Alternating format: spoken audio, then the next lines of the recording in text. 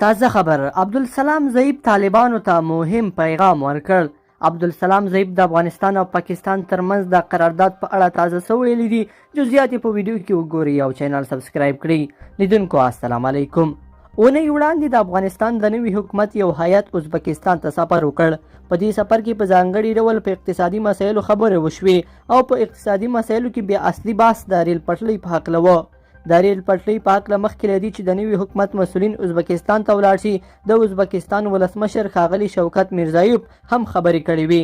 د ازبکستان ولسمشر لږ مخکې د افغان چارواکو د سفر څخه وویل چې د ترمز ښار او پیښور ترمنځ د ریل پټلۍ د افغانستان لپاره خورا مهمه ده او په دې هیواد کې چې هر ډول حکومت راشي نو هغه به د دې اهمیت درک کوي. د افغان چارواکو د سفر موخه هم ټولې اقتصادي چارې او مسایل و. د ښاغلي حنفي په مشرۍ په دې سفر کې په یو کاري ډله توافق وشو او په دغه ډله سمدلاسه جوړه شوه چې په لاسو ورځو کې به خپلې پایلې د دواړو لوري سره شریکې کړي. دا کاري ډله به د نورو اقتصادي مسایلو ترڅنګ په ریل پټلۍ هم بحث کوي. د ازبکستان د ترمز ښار څخه د مزار شریف او کابل څخه تیریدونکي ریل پټلۍ وروسته ځای به پیښور وي، تر څو پیښور په دې ډول د ازبکستان د ترمز ښار سره واصل شي.